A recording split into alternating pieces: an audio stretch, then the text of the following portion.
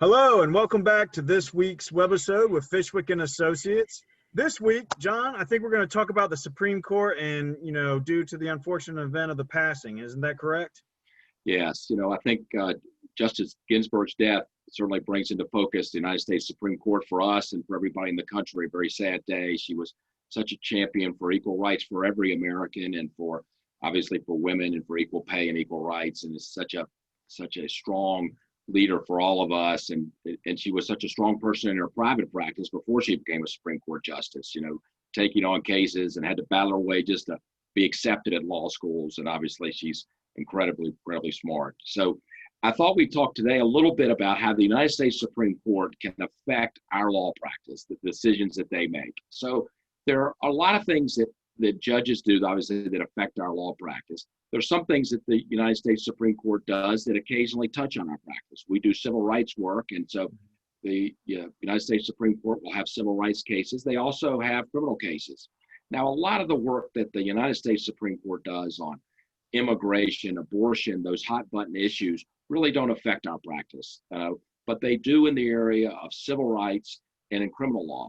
And so if they make a decision in either of those areas, like in civil rights dealing with qualified immunity or in criminal law dealing with a right of a defendant, that trickles down to us here in Roanoke, Virginia, because it's the law of the land. They are the law. They're the highest court. They're the most important judges. And so they can tangentially affect us.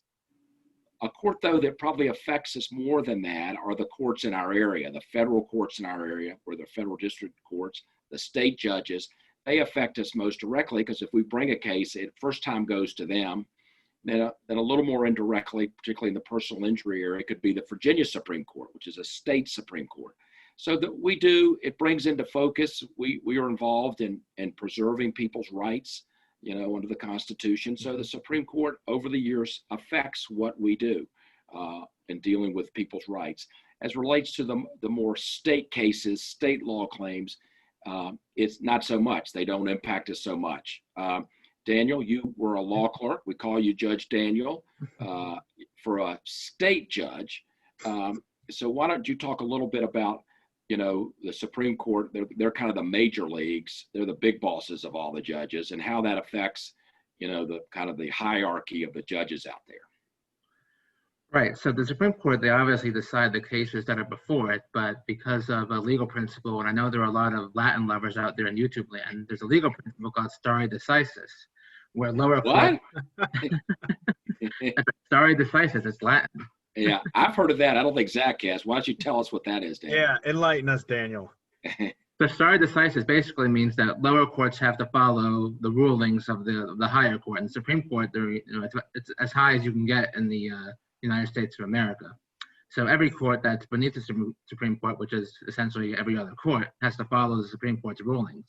As you mentioned, I was a clerk for a state judge, and even our cases, they dealt with Virginia law often, but they often touched on federal law, especially the U.S. Constitution. In criminal cases, the defendant would often argue, this search against me violated my Fourth Amendment rights. And to find the answer to that question, we would have to look at Supreme Court precedent, and that could change as the Supreme Court decided new cases.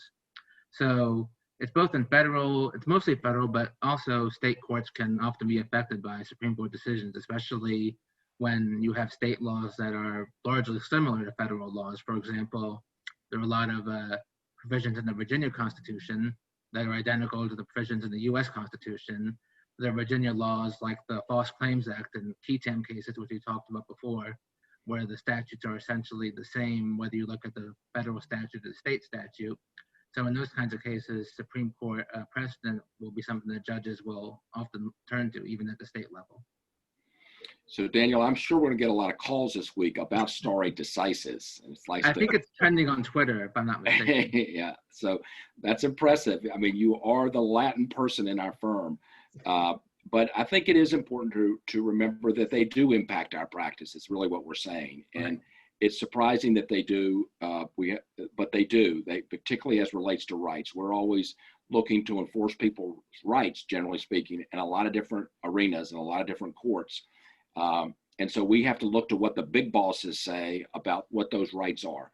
And often in cases, we read a decision, we're looking to extend that decision a little bit further, so we look to the law of the land, which is the Supreme Court, and we try to extend those decisions a little bit further to see if they can apply to our clients. So Zach, our host with the most, it is a sad week for our country, losing somebody of the stature of Justice Ginsburg. I would note what is so nice about her and Justice Scalia is they apparently were really good friends, and that it is two extreme ends of the United States Supreme Court, and that's a nice thing to see for both of them. They're both now deceased, but that they remain so friendly despite their obvious differences on a lot of different cases. So I think it's been important to talk about the Supreme Court for the folks we represent. We keep an eye closely on their decisions. They do affect what we do here.